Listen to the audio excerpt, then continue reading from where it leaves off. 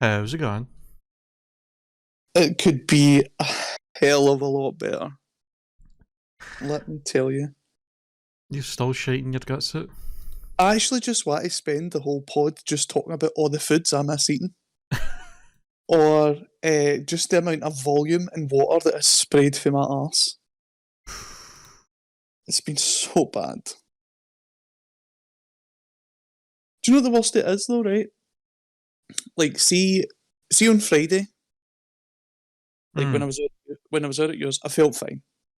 Felt absolutely fine. I maybe I had a tickly throat, or you know like you know how you have wee signs of like something coming on. Aye. But nothing you worry about. You're like, I'll sleep it off. I'll be fine tomorrow. When I woke up on the Saturday, like I felt like a train had hit me. Like it was just bad. Like I thought, like maybe I just feel sick in the morning, and I'll like, right. I'll maybe wait till a wee bit later on, see if it clears up. But it just wasn't. Like the saddest heat. Like my eyes, behind my eyes, were stinging. It was just so bad, and I have no idea what it is. That's Like I crazy. don't know if it's like a cold or if it's like a stomach bug, because it's getting to that time of season, you know. I mean, it could be like a seasonal flu kind of thing. But well, that's what I thought. Like because when I was in, obviously me and Alan went to the cinema on the Thursday before, Mm. so I was thinking that that's maybe the first time I've been out publicly in like a good while Ah. in an enclosed space. Yeah. So I'm thinking that I've probably caught it there. But, I did a COVID test and stuff like that. And it wasn't COVID, so Hmm. I'm just I'm just so grumpy and I'm just so hungry. I But know.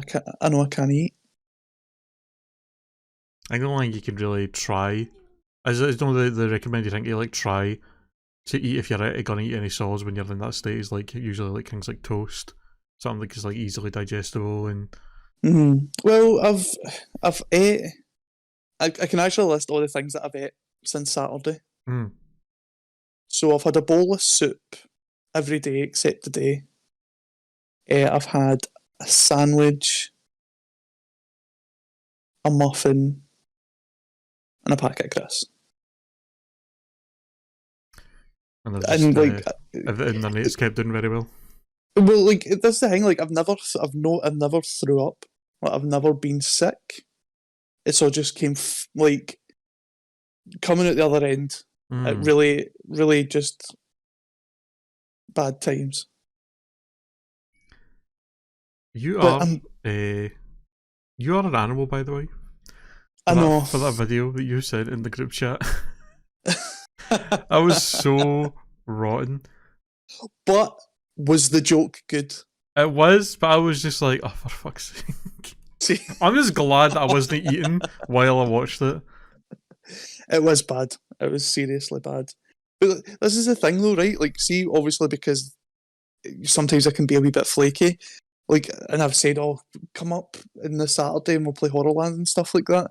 I was sitting thinking to myself, they'll think I'm kidding on.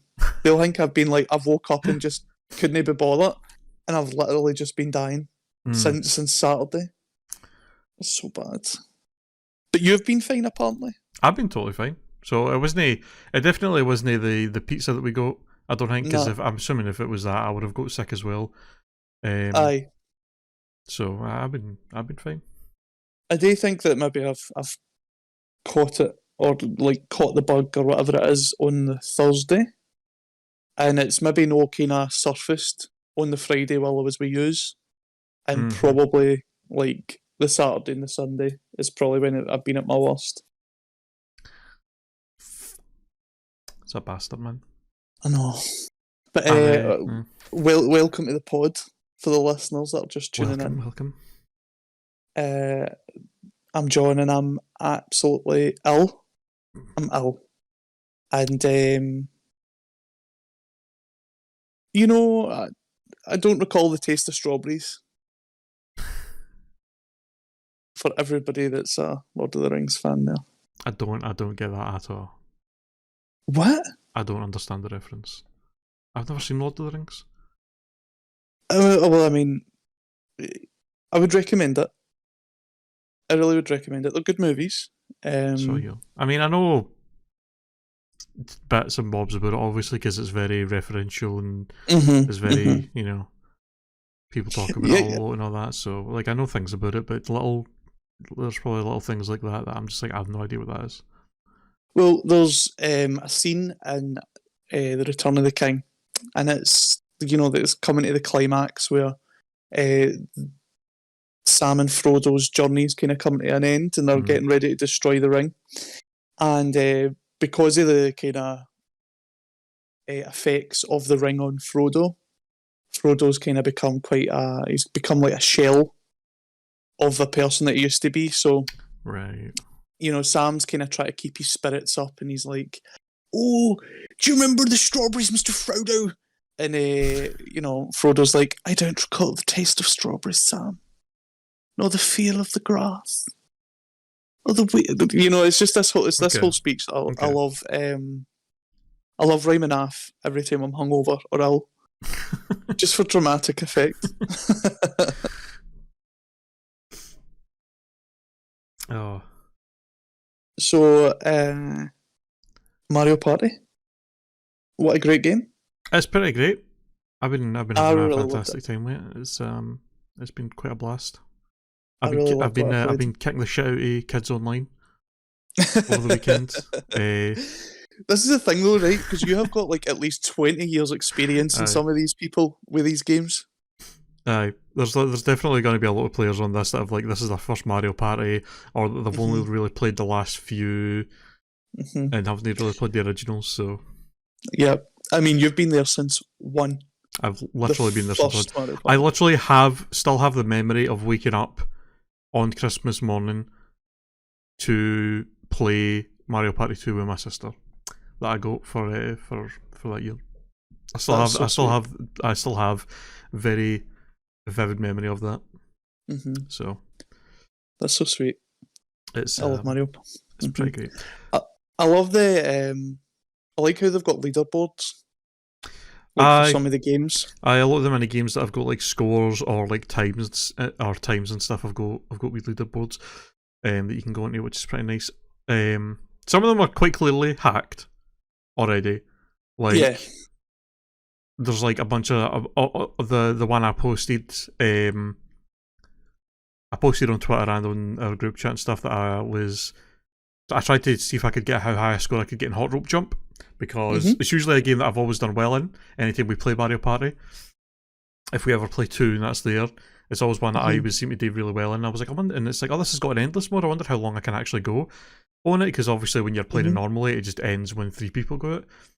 Yep. So I tried it out and I managed to get a 380 something jumps. Wow. And I was like, that's pretty decent. And it was like top 500 score on the leaderboard and all that, and I was like, that's pretty good. And then that is pretty good. But then looking at the leaderboard, like there's a bunch of number 1s slots that are all tied, and they're all 9,999. And I'm like, alright, that's clearly got to be hacked, because like, who the fuck's doing that in the first like week the game's out? There was a bunch of other scores that were more believable, that were like 5,000 and something, 4,000 and something. And I'm like, they're at least believable because they're not just the max. They're like, actually, they've clearly got to a certain number and then failed. And I've even heard, the first couple of days after the game was out, I'd heard that there was somebody streaming the game that managed to get 3,000 on Hot Rope Jump, like the first day it was out. Obviously, somebody who's, you know, played it a lot. So they're believable. They are believable scores. At least, but 9999999. I'm just like, no, you didn't. It's just like, no. Do you know, it's such a weird thing. Like, why would you like go through it? Because I imagine there is effort behind it to get either modding your controller or your system, whatever it is that you need to kind of go and do. Like, why do that just to be in the top of a leaderboard in a Mario Party minigame? I don't know why people do that at all. It's such an odd thing. Like, is your self-confidence so low that, you know, having that, you know, I don't know, let you get on with your day? I just find it weird, like cheating on leaderboards the whole point in a leaderboard is to show you kind of Aye. who has a really good skill or who's dedicated an amount of time to it, not just somebody that knows how to cheat the system. It is a shame that so many games with online leaderboards are just like so pointless because they just get hacked and are just out like the top thousands and thousands of scores are all just hacked things that are like important, like humanly impossible scores that nobody would ever be able to get, and it's just like, what's the point? Mm-hmm. I don't get it. As I say, like I think it's obviously some form of self-confidence thing where you're like, I need to be number one at any cost. It's crazy, man. It's just crazy. But speaking of kind of leaderboards in Mario Party though, it's one thing that is in this Mario Party game is you can create like a card for like an online profile kind of thing where you pick you basically can be like, oh, this is my favourite game, this is my favourite board, these are my 4 favourite mini games. Just like a wee showcase of like your favourite things in the games. And that's pretty sweet. When you go to edit your own card, there is a leaderboard of the percentages of the top mini games that people have on their cards, so you can actually see what mini games and boards and that are actually like the top favourite ones that everybody has picked. Okay, yeah. So I thought it was pretty interesting. I was looking at some of them, and I'm gonna read off the top 10 most popular mini games. Starting from 10, going down to 1. And let's see if there's any there that you think is like a bit odd, or you're like, I don't know if I agree with that, or like, why the fuck is that top 10? Okay. There's a couple here that I was surprised by myself. So number 10 is Eats a Pizza. It's a good game. It's a good game. Good fun game. Number 9 is Snowball Summit. Right, yep, another good fun game. Really brings on the anxiety when it comes to like the snowballs and stuff, yep. And then number 8 is Bumper Balls. Again, yep, the same idea, like it. Number 7 is Bowser's Big Blast. Which I get. It's one of the games that's weird because it's like, it's just RNG. But the context of the game and the way it plays, I can understand why people find it so enjoyable. Especially because in this one, they make you wait so fucking long when you press the lever before it tells you if you're like dead or not. So I can get it, but I'm still so surprised that it's that high up.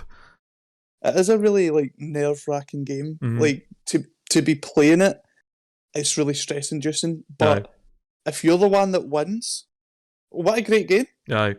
You know, like if you win, it's probably one of the better games, but less so if you lose. Aye, if you just immediately go, you're just like, I fucking hate this game. Aye, I'm never playing that again. Number 6 is Crazy Cars. Classic. What's crazy? Is that the Scalextrics one where you... No, Crazy Cutters is the one where you're on the drill and you have to do the outline. Oh, sorry, Crazy Cutters. Yes. Yep. So that's a good one. A good one, yeah, that's a good one. And then we've got Shy Guy Says. Jesus Christ. Which is probably one of the most stressful games. I'm realising a pattern here that all these games are probably the most, like you know, you're really stressed, you're really focused to win. Aye. Especially in this one, Shy Guy, they've really ramped up Shy Guy in this game. I mean, like he's a wee bastard in this. He is such a tricky little Shy Guy, and do you know the thing is, when you play the game, obviously the Shy Guy is an AI, and you maybe misunderestimate AIs a little. I will never underestimate that AI again. He's just so fast with the switches. No, he does it so quick. The bait and switch. It's smoke and mirrors. It's just deception. Oh. He's out to cut you off. He's a cool one in this. So that's number 5. Number 4 is Book Squirm. Book Squirm. What's that one again?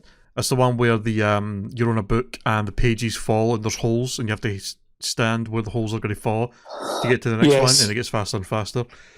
I'm I was actually surprised this wasn't the number one, because for a long time I'd always heard people say that was their like top game.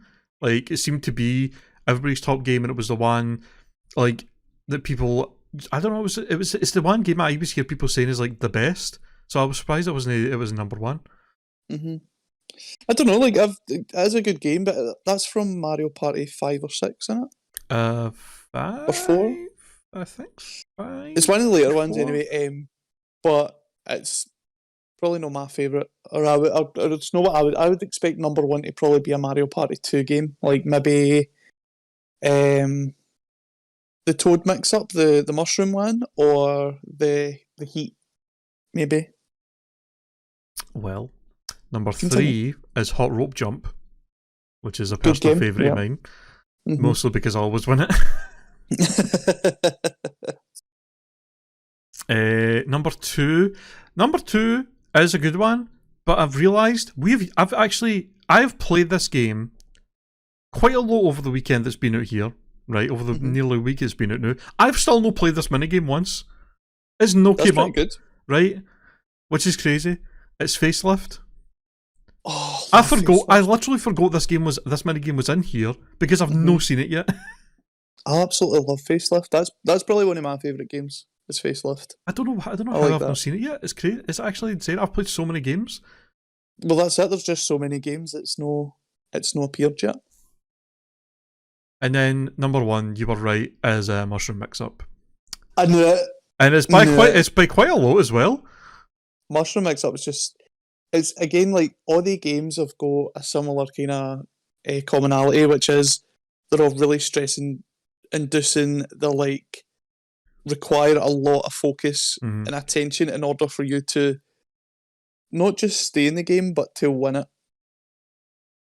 It's I mean, it's quite surprised? a big difference as well. Like the number 3, 4, 5, 6, and 7 and 8 are all have a percentage of between 3 and 4. 3 and 4% is how many people have selected these games. Facelift is nearly 5%, and then Mushroom Mix Up is 5.5%. So like those like 7. Oh wait, how many games? 1, 2, 3, 4, 5. Those 6 games are all like super close in percentage to each other, and then Facelift and Mushroom Mix Up are just like way higher in percentage. Like it's not even close how much higher they are.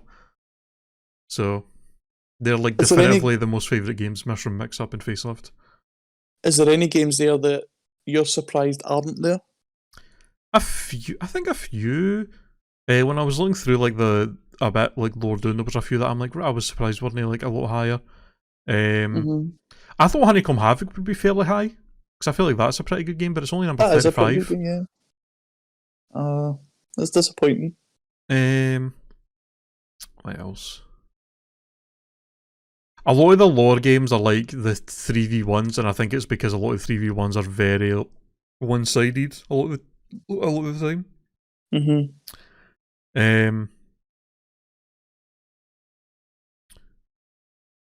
then all the and something that I do find quite interesting. Most of the games that are on the very bottom, like the least popular ones, are the coin collecting games.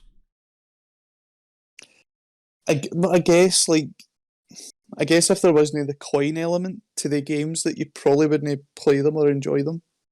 The thing is, like, these, and I get it makes sense because, like, if you ever go to like the minigame mode to like play minigames, because these don't really have a definitive winner, you don't really ever want to play them outside of the board.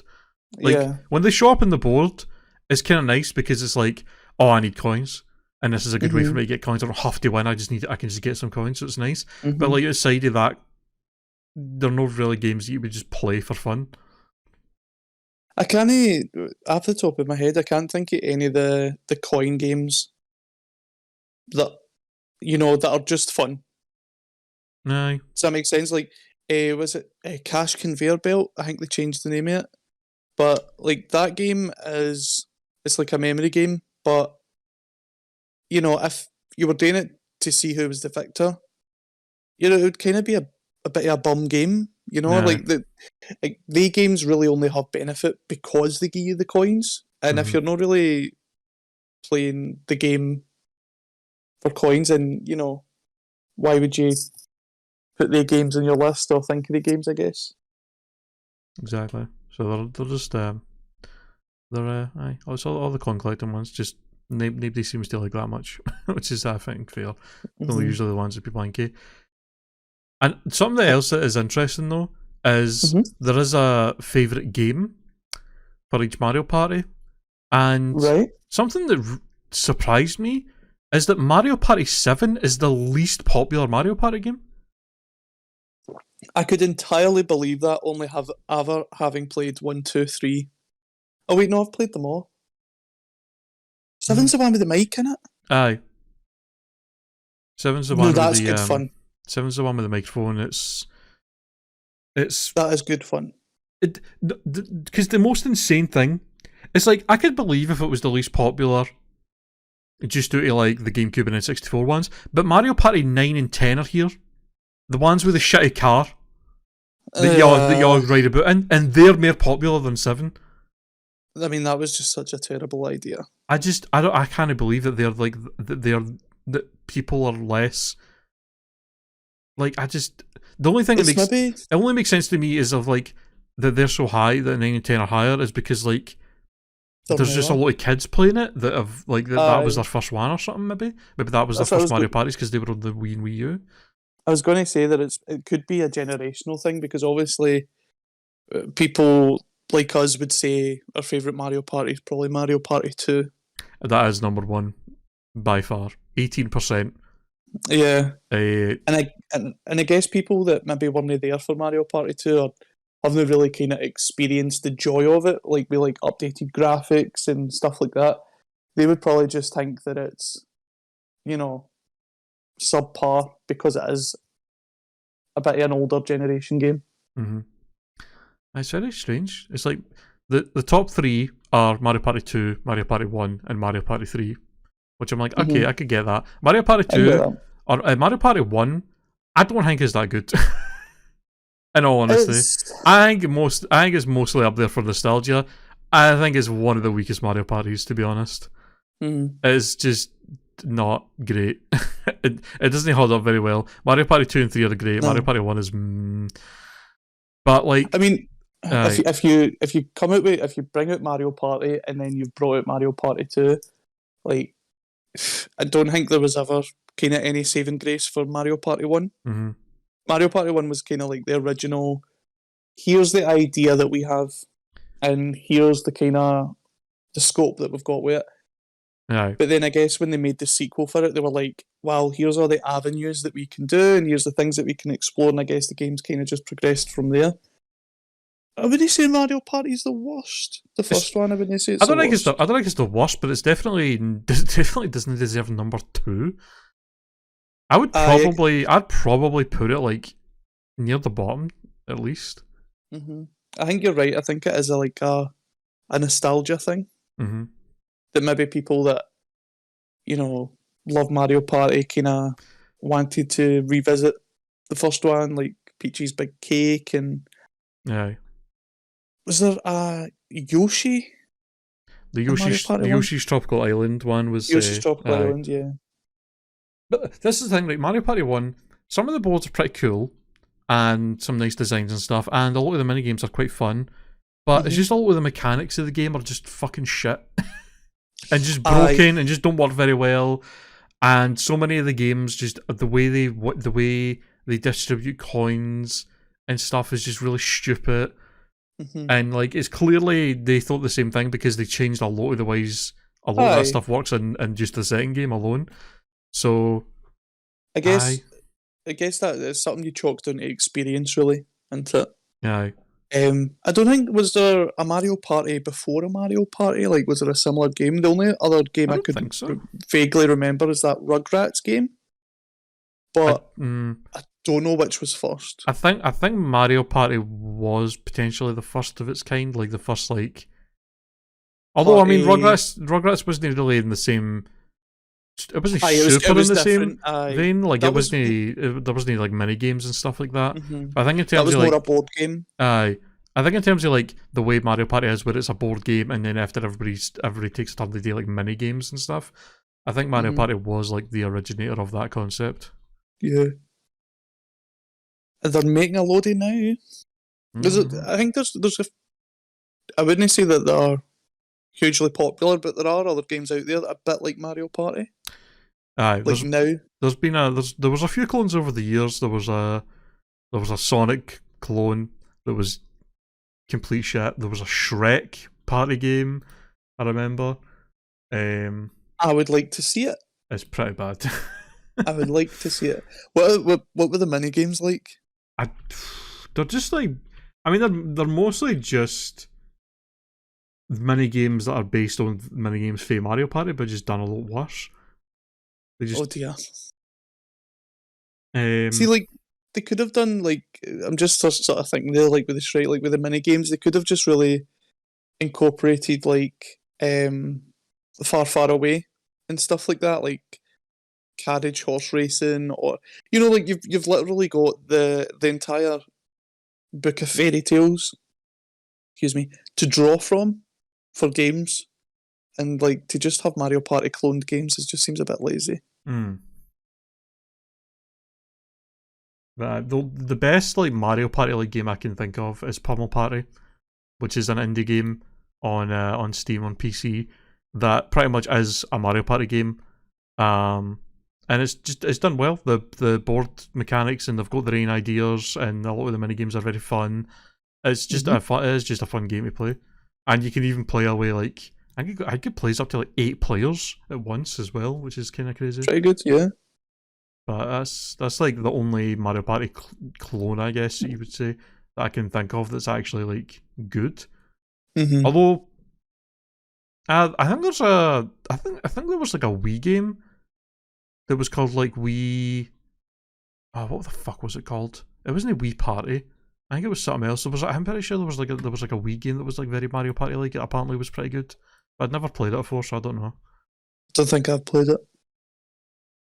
I've seen that you've just said Wii. Like the whole Wii Sports theme's pure buzzing in my head, you know. It is Wii Shop Wednesday today as well, obviously. Wii Shop Wednesday. Papa, papa, papa, papa. Right, so we're going to take a break just so I can listen to that song, and then we'll be right back.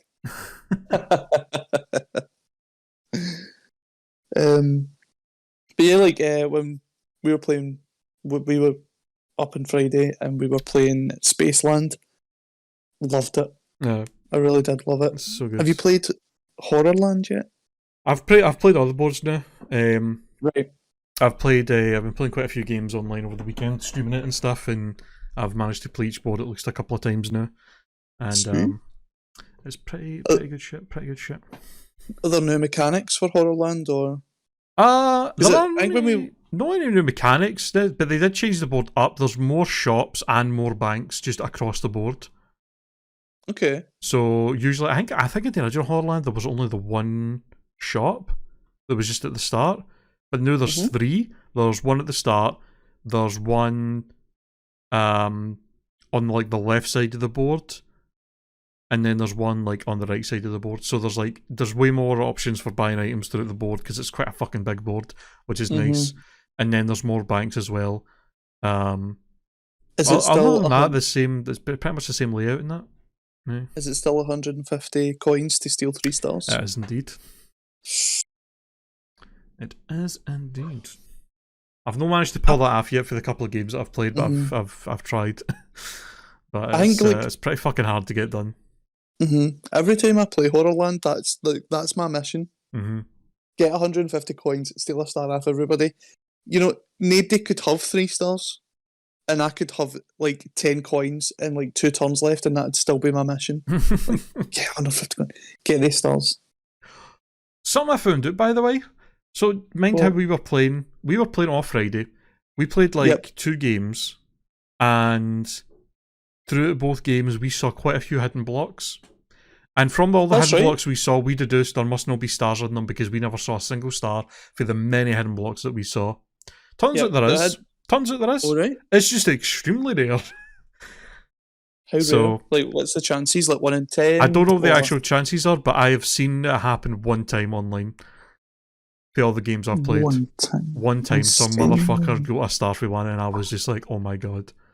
Do you know, I don't know how I feel about that, because there was a certain safety in knowing that if there was a hidden block, you could get a star. Mm.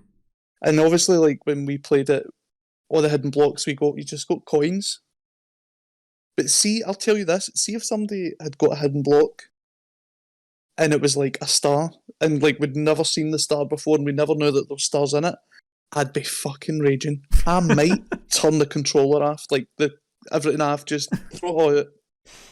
I know. It's interesting that they decided to do that, because usually in the original Mario Party games, when the hidden blocks were like coins or stars only and stuff, it was usually like, it seemed to be like 50-50 really.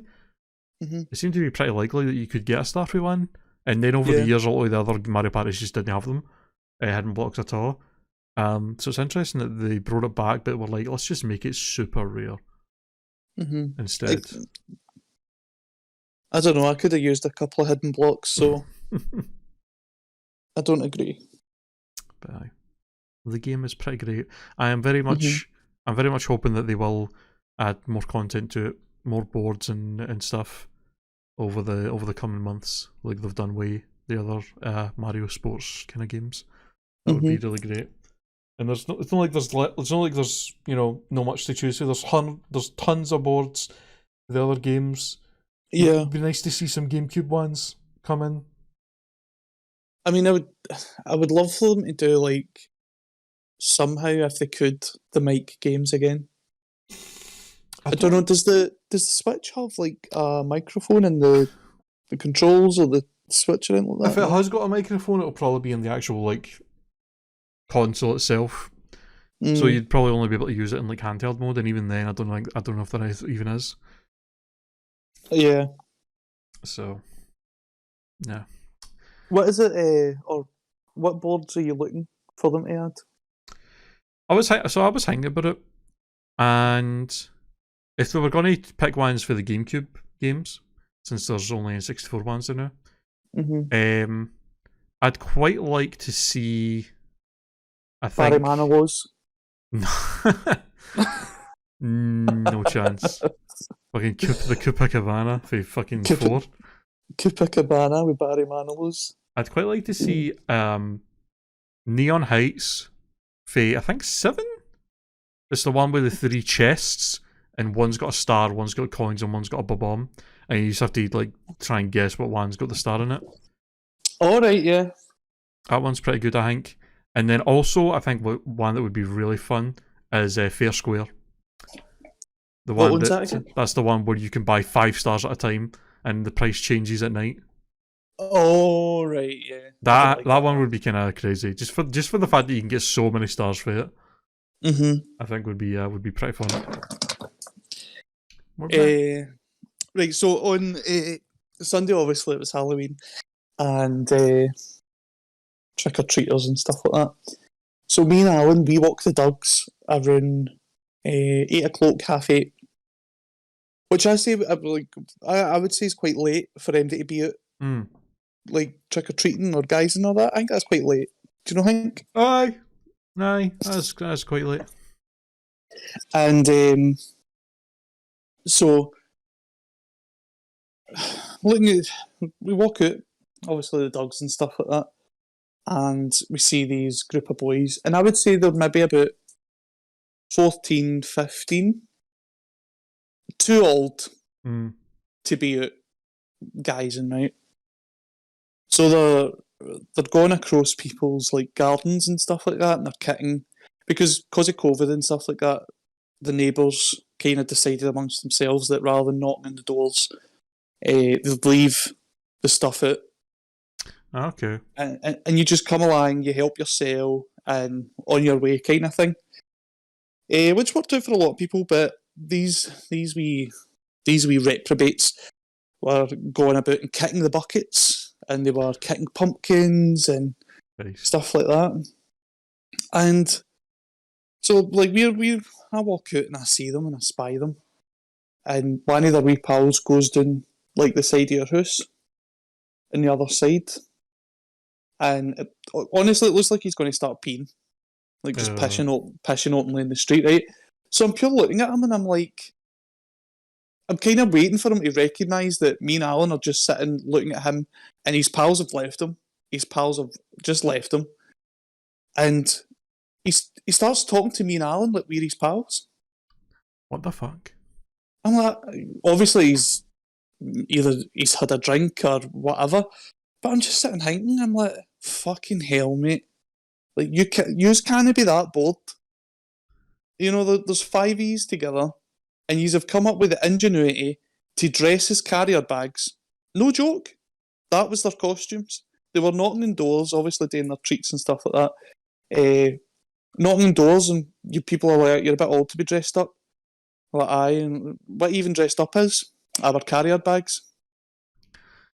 Still lazy as shit ever. They literally just got like a couple of carrier bags, used a pair as like a pair of pants, and used a carrier bag as like a shirt. Obviously, they've got jackets and stuff like that on underneath it. So they've just put carrier bags over normal clothes, and they're like, aye, we're carrier bags. What? How did you?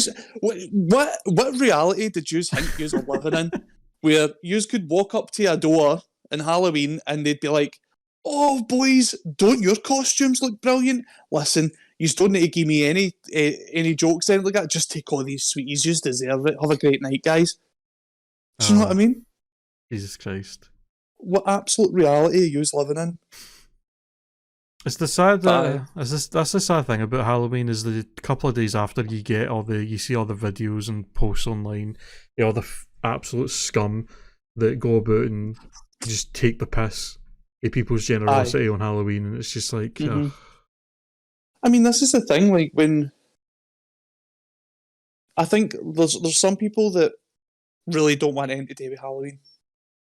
They don't want folk chatting at their door. They don't want to have to buy extra shit for wains they don't know. You know, it's a whole thing, right? But I think lately people with Halloween, they've started to kind of get on board with it a wee bit, like the fun. You know, either if they go to a party or whatever it is. But see, cunts like that's what ruins it for people, because they just turn around and go, well, next year I'm not doing it. No. You know, because they don't. They put out the sweeties and stuff like that for a purpose, which is, you know, for the kids, and it's a fun Halloween time for them. But, you know, the downside is it attracts wee arseholes that think they're funny. You know, I don't remember ever doing it when I was younger, like going to people's houses as a teenager, like teenager going into an adult or a young adult, and, you know, making mischief, and it's just, I don't know. It's bad, man. It's disappointing, because you're like, there's ways that, you know, they've probably looked forward to this for a while. It could even probably be their first Halloween, considering like the last couple of years we've had. True. And here you are, you know, trying to make trouble just so you're no bored for the night. Sick, man. That is bad. To those young boys, I say, yous are fucking tramps. Dressing like carrier bags, stealing sweets out of fucking Wayne's Moose. Tramps. I love that word. It's so. See, sometimes, right, like, even just for any kind of sort of antisocial behaviour, like when I read about it in like obviously where we live, there's like a community page and that kind of stuff. When I see people moaning about other people, I just want to comment on it going, tramps. Because do you want to know the thing is, see doing that, say somebody sees a post about them for whatever they were doing, and then somebody's just commented on it going, a tramp.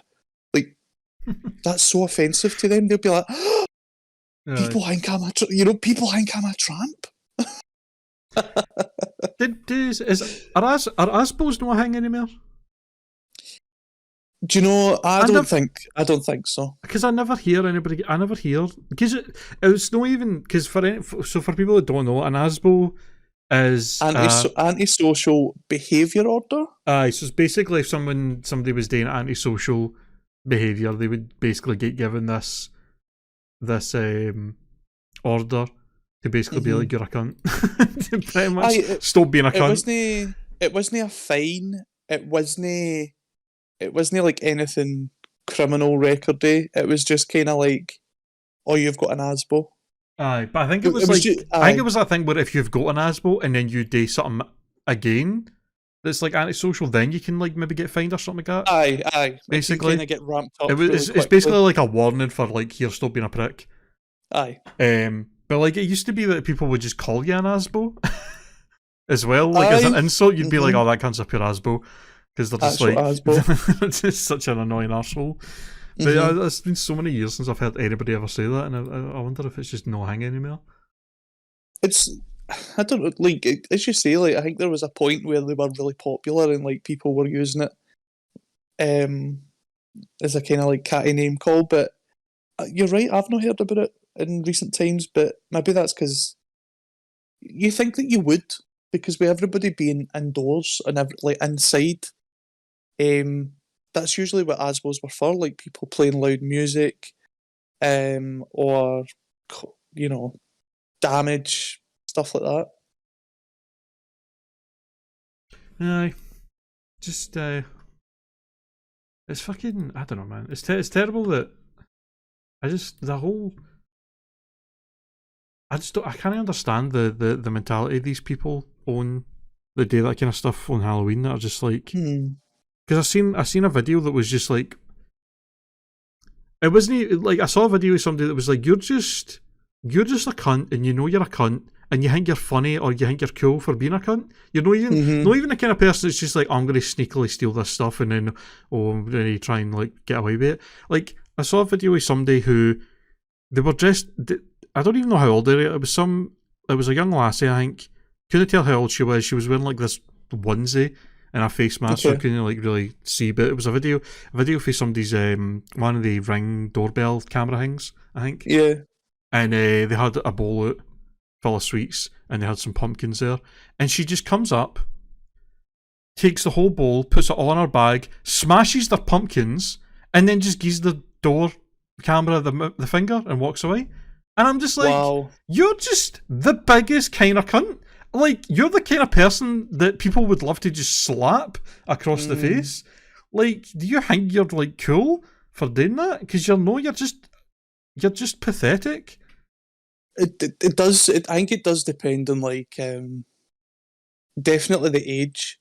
Like, I think that if they're quite young, say maybe like 8, 10, it's attention. They want the attention. They definitely weren't. It definitely was not a child. It was like, well, at most like it was like maybe like kind of older teenager, young adult, I would say, for what I saw. Well, what I was going to say was like, if they're a teenager kind of going into a young adult, that's their personality forming. You know, like that's an indicator of who that person's going to be. And basically, I'm going to take all your sweeties, fuck up your shit, and then flip you off.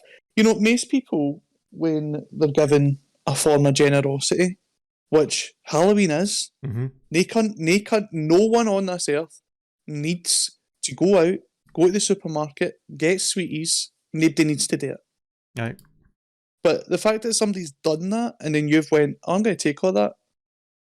I mean, that's the thing. Like, for all you know, you don't know any of these circumstances. You don't know why that person put that candy out. They maybe don't have any kids themselves, or, you know, they've maybe lost kids and this is their way of, you know, connecting with that kind of part of themselves. And then you go and do shit like that? No. It's just that's no good. It's just the worst kind of behaviour, man. Listen, I've been a wee toe rag. You know, like I'm not going to sit here and be like, wow, these kids today, I've done it. You know, I've been out, egged Wendy's, trapped the door, ran away.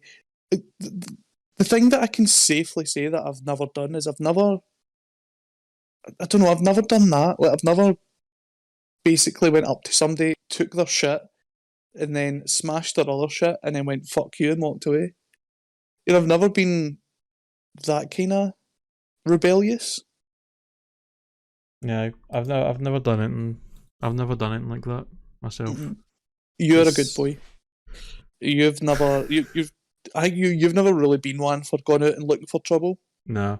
Which was funny because it meant that I was so trusted by my parents that I could say things like at like the age of like 17, I could be like, me and my mates are just gonna go out camping and that, just in the woods. And they would just be like, oh, have fun. Whereas if it was my sister had said the same thing, they'd be like, alright, hold on. Who's going with you? Who are you going? Are you gonna be drinking? You better not be drinking, and just like all these questions. But with me, it was just like, have fun, because like I just never did it, and I just never did it, and like bad. I was just as much as I say that I used to be a wee toe rag and stuff like that. You know, my sisters were admittedly a wee bit worse, and so I guess my mum kind of was the same. She was like, do you know what? He's not doing half the shit they were doing. Do what you want. Aye. You know, I'm happy that you're not doing half the shit they were doing.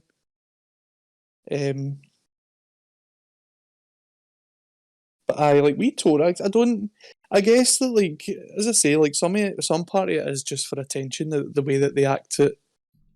But see that the taking the whole bowl of the sweeties. That's entitlement.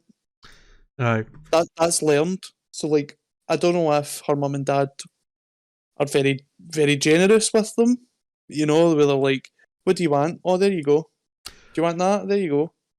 That's actually, saying that, that's like one of the even worse things I saw videos of parents with their kids gone up to houses that have got bowls out, and the kids gone up and only taking a couple of pieces out of the bowl, and then being happy with that, and then their parents telling them, "No, take more, no, take hunters of it," and just like encouraging their kid to just steal all it. And I'm just like, wow, you're the kind of people that shouldn't have kids. You're literally teaching your kid that it's okay to just take all of that, and that it's totally fine. What you need. Aye, that's fucking horrendous, man. Like you should not have kids if you're teaching your kids that kind of shit, that kind of behaviour. I was watching an interesting video today. Jordan Peterson, have you heard of him? I have very much heard of him. I think that's his name. And a lot of people, I've got a lot of things to say about him, but I was watching a video and he was talking about how if you're rich, or say you're comfortable, and your kid asks you for something, chances are you're going to give them it. Aye.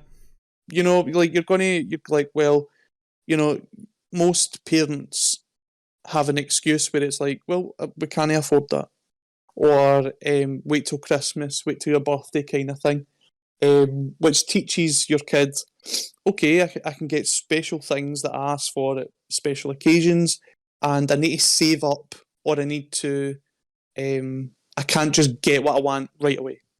You teach your kids that.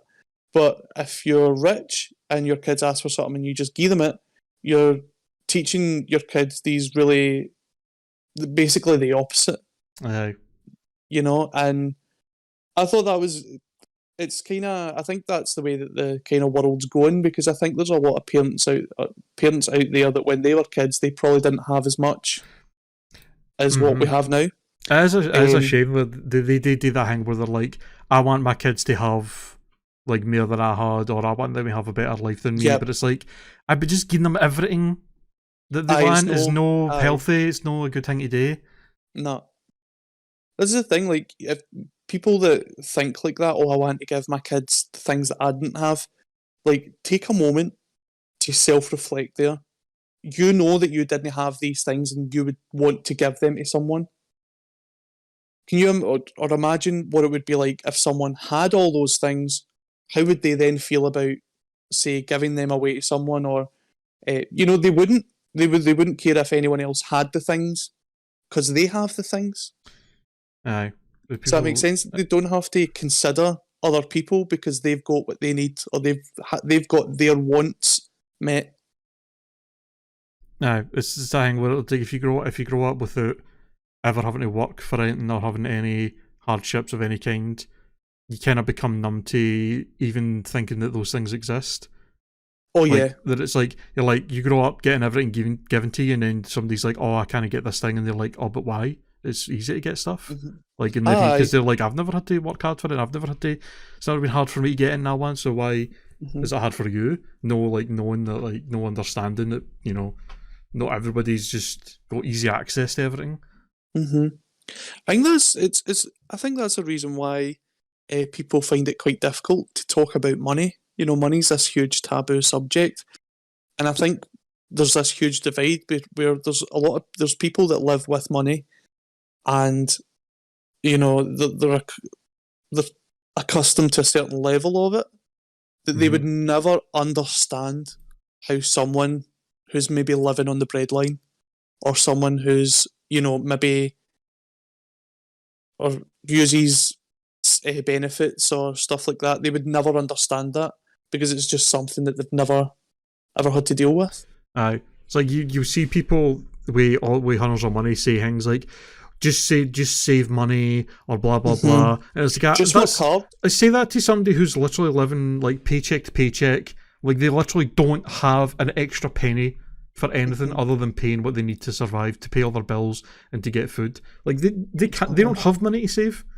Exactly. They make just enough to live on and that's it. Like you can't say things like, oh, just save money, or you should invest your money. It's like, invest what money? It's an interest. I think I've seen about a couple of times. Is there's this post for some stupid cunt that's like, oh, if you give a poor person $2,000, it's gone in a month. If you get to somebody who if you get to somebody who knows how to invest money and all that, or they turn that into this much money, and then people reply to like that, funny how when you give an amount of money to somebody who needs it to be able to pay bills and debts and loans and all that it's gone in a month because they need to spend it to be able to survive. Funny how that is different to people who don't need that money and can expend it in any way they want, and how they're able to turn it. Of course, that's how it's going to work. You tit. Exactly. Do you think that's like, what the fuck are you talking about? I think some people have like huge delusions of grandeur when it comes to like investments and stuff like that. People think that if you invest your money, then you're going to see a huge amount of return. That's not the case. Like, investment is risk. It's risk. Like, if you say that $2,000, going by that analogy that you gave, or that scenario that you gave me, that $2,000 to the person who invests it, if they invest it in something that never works out, they won't miss it. Exactly. Because they've got other investments. So, it's not that the $2,000 means nothing to them, it's that they never planned to spend it in the first place. They plan to put it into this system, and whether you think that it's a form of gambling or whatever your personal take on it is, but as I say, like, that person will have money and other investments, and they'll have money, I'm sure, to keep them afloat.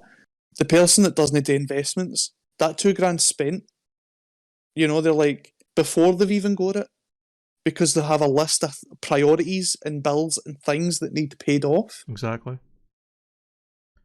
I do think that there is like especially with money, I think there's a lot of people out there that have really delusional ideas about money. And that's not just like, oh, where does money come from, or how does money work kind of thing, but like, as we were talking about, like, struggling for money. People have literally never. People have never had to struggle to pay bills in their life. Try to tell people how to fucking try to tell people in poverty how they should fucking deal with their poverty. It's like, you don't fucking know. You have no idea what it's like. I do hate that. I hate the idea that I don't make a lot of money, so I must be unintelligent. I must be lazy. I must be all these things, because people with money are like, oh well, if you work hard, and oh well, if you do this. The whole work hard thing is like just such complete horseshit. Complete horseshit. Like, touching a wee bit on privilege. Like, if you come into this world in a privileged family, you are you've got the biggest head start. The biggest head start in life. If you come from a family that are maybe, less well off, thrift a little, that kind of stuff, you have to fight and work 10 times harder than Mhm. everybody else. Than everybody else. And to It's say to say to somebody that has maybe worked their arse off in a job just to make sure that they can keep going, like they work the job so often that they don't have or they don't have any time to think about the future. If you tell that person, oh well, if you work hard one day, maybe you'll have it all, they would laugh at you because they're probably the hardest working person they know. no. Just because they're not working hard at a meeting or you understand, like that person probably busts their arse 7 days a week, works every hour under the sun just to get by. Mm-hmm. And to then tell that person, oh, if you just work harder, you'll be fine. No, that's not how it works. It's the crazy thing. It's the crazy thing. Like every argument these kind of people have got for like try to argue about how like argue against people that are struggling with like working these kind of jobs and that. It's always the same arguments, and the arguments that they have make no sense. Saying things like, oh, just work harder, get a promotion, get a better job, and it's like, okay, okay, every person that works minimum wage should just get a better job. Oh, and nobody's able to do the jobs that need to get done. Yeah, nobody's doing the minimum wage jobs because nobody's there to clean your toilets. Nobody's there to fucking serve you food at the restaurants. Nobody's there to wait on you at these restaurants. Nobody's doing any of these jobs that need to get done because apparently the solution is just everybody get better jobs. Oh yeah, everybody gets a better job. No, nobody's there to do any of these jobs. That's clearly a solution. You fucking idiots. The jobs need to get done, so they should be getting better paid because they need to be done. Well, that's it. I mean, I certainly wouldn't agree that you would pay a waiter the same as a doctor, but pay that waiter a livable wage. So that would, that if somebody who is a waiter or if someone who is whoever they are, like if they had enough money to kind of live, then I don't think their job would be as shitty. That's the thing. I saw a funny tweet that was like something like that. Would you do a job flipping burgers for a £350,000 a year? Or you would? Oh, so it's no that the job's shite. It's the fact that people were willing to work if they actually are paid a good amount of money. That's it. It's like that's a nail in the head. It's no difficult concept. If you pay enough money, people will do the jobs and do them quite happily, probably. Yep. I mean, like, I think when I first started in Asda, I think my hourly rate was £6-7, maybe £7.21, and obviously that was 10 years ago. Like that was quite some time ago, but that was essentially buttons. It wasn't much, right?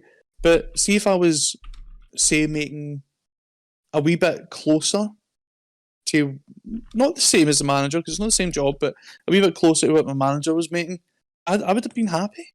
I wouldn't have had a reason to hate the job as much as I did because you're like, I'm being compensated. Imagine that people that are on like big wages and big salaries and stuff like that. I bet the stress they get at work I don't doubt that it's really bad stress. I don't doubt that it's probably stress that a lot of people really wouldn't want to deal with. But they deal with it because they're compensated. Exactly. If you take a job, say a waiter or a waitress, then that's a really shitty job. I wouldn't want to do it. But it's a really shitty job. People will take their experience of the food, of the place, everything out on you, and you have no control over it. You don't have any control over the food or the music or the prices or anything like that. But you're the one that has to deal with it. And I think it would be much easier to deal with if you were fairly compensated for it. Yeah, if you could be like, go home at the end of the day, comfortably pay all the bills that you need to pay, and have money left over to even give yourself, you know, a few little luxuries for Mm-hmm. yourself. You A know what I mean? savings. No have to worry about being Yep. able to fucking pay anything off. You know, I even having Mm-hmm. money to be able to put into savings and that every month. Yep. It wouldn't be so fucking, it wouldn't be such a It, horrendously bad thing to have to do. mhm. I think it must be so damaging for like the human spirit to be like stuck in such a shitty job, low paid, to deal with like shit, just all the shit of the day, and at the end of it, go home and not even have a life. Does that make sense? Because you're going home and you're just thinking, I need to go back in there tomorrow. See, So like this whole dark cloud just encompasses your life. I think it would be a great reality show if people went to these kinds of places, like a restaurant, for example, and Mm-hmm. they took the owners of the restaurant, or whoever's like the higher up of said restaurant chain or whatever, who's like fucking making like hundreds of thousands a year and all that, and for like a month or two, they have to work as a waiter, they have to Mm-hmm. live in a shitty wee apartment, and they have to the only money they have access to is how much they would make as that job, and just seeing how they deal with it. I How they mean, you're deal working a job like that and only being able to use money that they would earn for that job, and just seeing them crumble and how hard it yeah. is, and making them realise, oh, this is shite, this is horrendous to live like this. I Mm-hmm. should probably pay people more.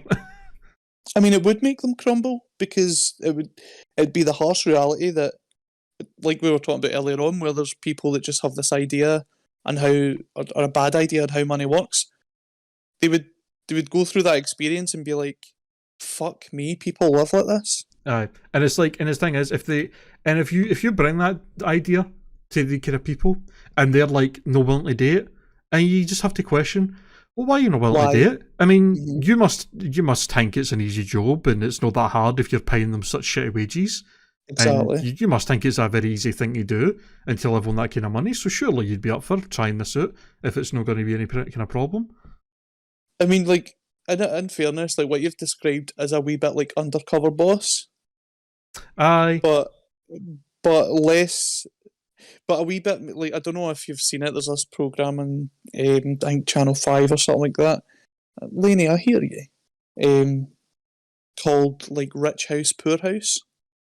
I feel like I've heard of that before, but I don't know what I it's about don't, exactly. I don't really like the premise yet because it's part of this whole poverty porn where Hmm. people watch.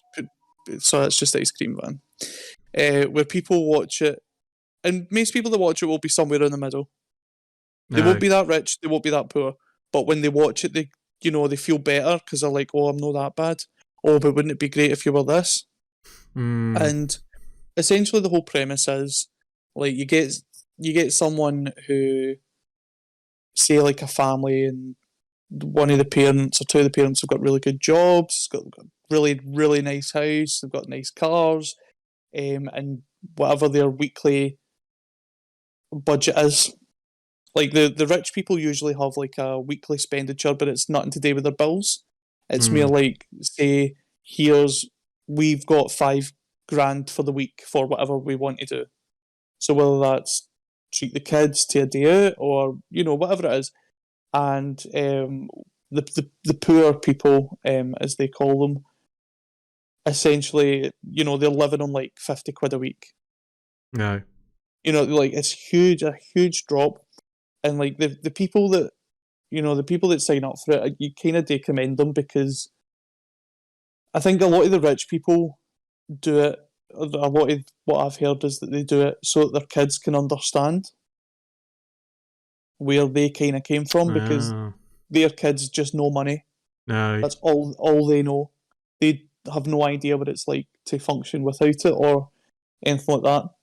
And again, it's a wee bit like poverty porn because obviously the people that are less well off going from that to 5k a week to spend on whatever you want, it's it's all it's a wee bit life changing, and I guess a wee bit eye opening. Yeah. You know that there's so many people living in a lot of luxury, and there's so many people living without. But that's, to me, like you're the kind of idea that you were saying. It's kind of a mix between that undercover boss and A wee bit. that. But I totally agree. I do think that a lot of these people that are in, especially if they own a company where, well, look at the guy that owns Weatherspoons. He basically laid off a lot of his staff because he wasn't prepared to pay them during COVID. Mm-hmm. They were on a really terrible rate as it was. And I mean, he just basically plays the system to pay as cheap as possible. And I think somebody like that, to have that kind of awakening experience where, look, you're at the bottom of the ladder now. You're not at the top calling the shots. You're at the bottom getting shat on. That's the worst part of it. It's not even a case of like, oh, we don't want to have to pay you more. It's worse than that. It's actually closer to them being like, if I could pay you less, I would. Oh, aye. That's their mentality. Yeah. It's not even. Oh, we don't want to pay you more because we can't. They're literally like, they're just like, no. If I could pay you less, I would, because they just don't care.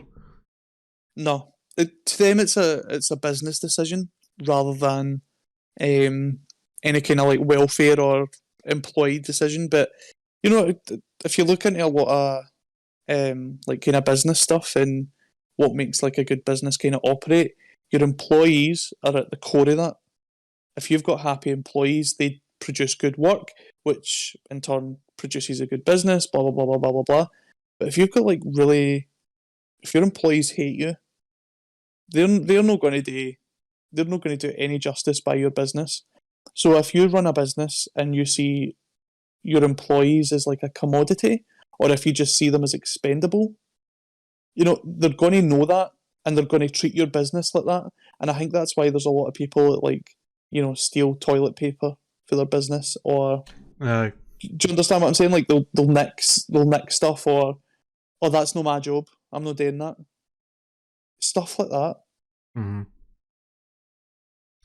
I've been very much enjoying spending time on the anti-work subreddit. People sharing all their stories about their shitty jobs, shitty managers, them quitting their shitty jobs, telling their managers to go fuck themselves because they're put in these shitty conditions, and having the managers beg them to fucking no quit. And it's been pretty great. It is. I love the power play that these people think that they have. And just to give you an example, in one of my old jobs, this really nice guy, providing for his family. He was the sole provider of his family. He was the only one working. Really like working all the time to make sure that his kids had the things that they needed and that they wanted, and a lot of overtime would go that person's way. And other people would be annoyed about it. They'd be like, how am I not getting offered it? Blah, blah, blah, blah, blah. But the thing is, though, like, when he was like, oh, I can't do that overtime, that's when they would start withholding it. So it's almost as if they were expecting him to agree to every single overtime shift. And if he didn't, then they were going to take it away. They were going to take away the overtime. So basically, they had him out of a barrel. He was like, I don't want to do these shifts because, you know, I want to spend time with my family and rest so that I can give my best work. But the company is basically saying that, well, we rely on you now to do that overtime.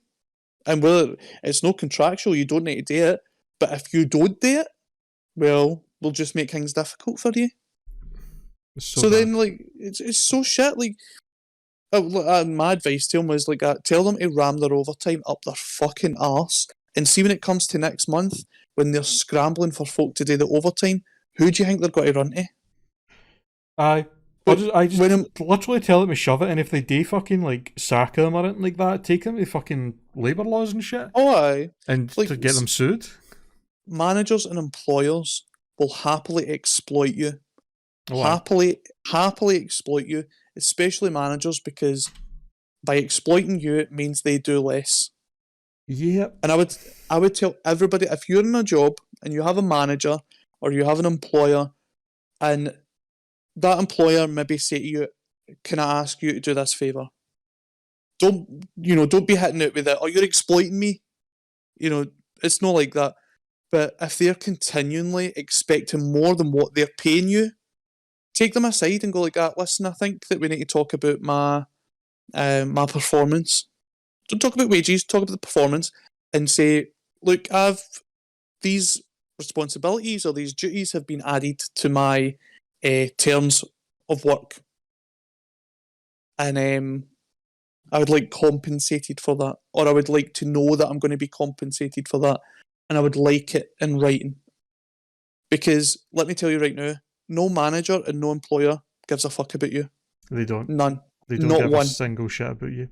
You Not you one. you owe them nothing, and you should do as little as possible. Mm-hmm. That's the thing. They think that you should be fucking grateful that they gave you a job in the first place, and that you should bend backwards for them. And a lot of people will do it because a lot of people, some people are people pleasers. Some people want to have a good performance. All these kind of things add to the mix that allow this exploitation to happen. Right. I remember, like, going back to Asda. I remember, like, being a young student, with some free time at certain places.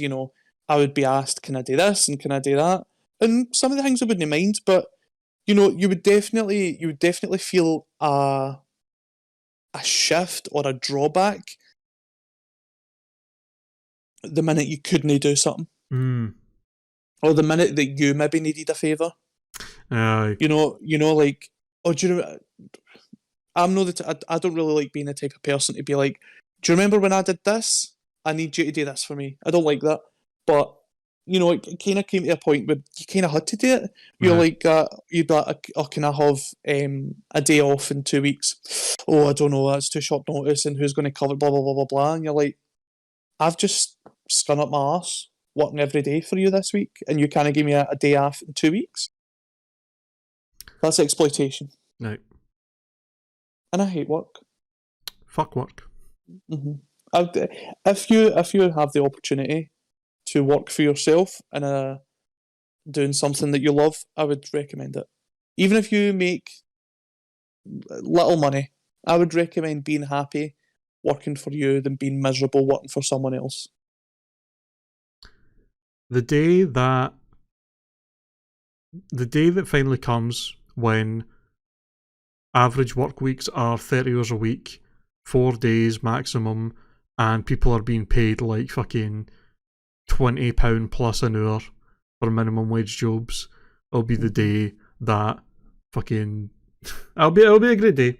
It'll be a great time. Mm-hmm. And whether that happens or no, I would love to see it. It will eventually come.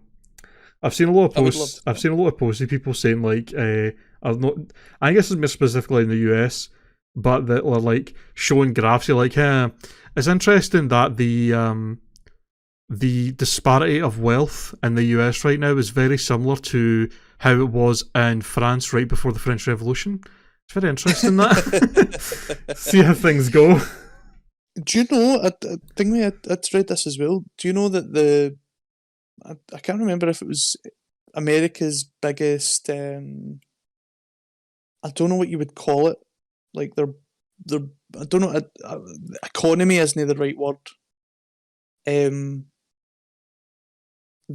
don't know, their biggest money, I don't know, but look it up if you ever get the chance. But basically, that student debt is America's like biggest money maker. Aye. So they're basically like fucked over every young person in America to ensure that America's okay just now.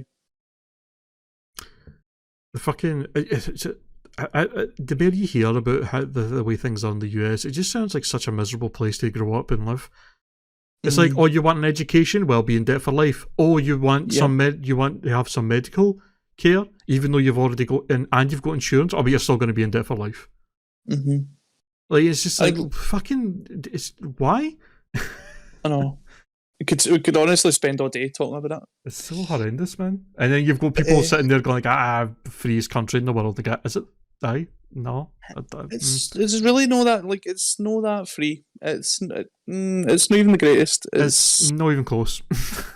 there are some scathing criticisms of America that, as an American, you probably should be aware of, so that you can then try and make those problems better. Yeah.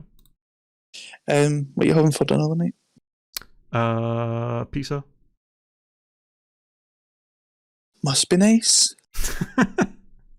Must be nice. I wasn't going to say, but I have got myself a wee Domino's and that, so I didn't know what I say because I thought you'd maybe be a bit. Must be nice. Vision the fact that I'm sitting here with a Domino's and you can't even keep doing a bit of toast.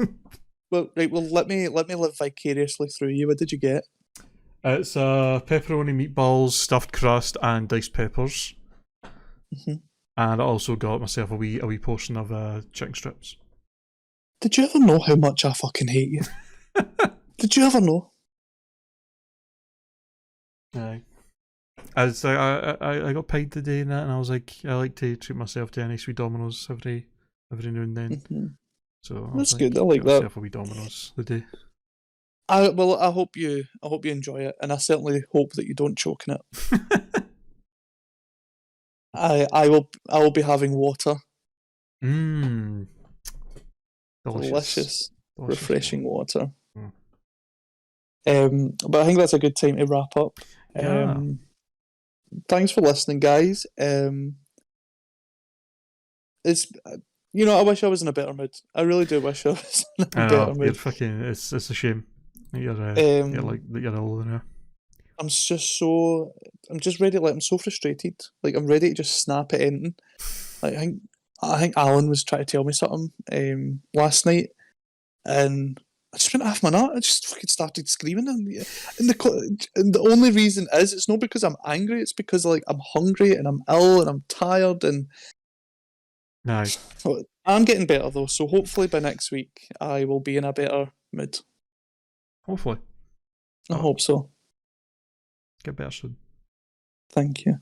And enjoy your Domino's. I will very much enjoy it. Mm-hmm. Thanks for listening, guys. See you next week. Bye. Bye. Bye.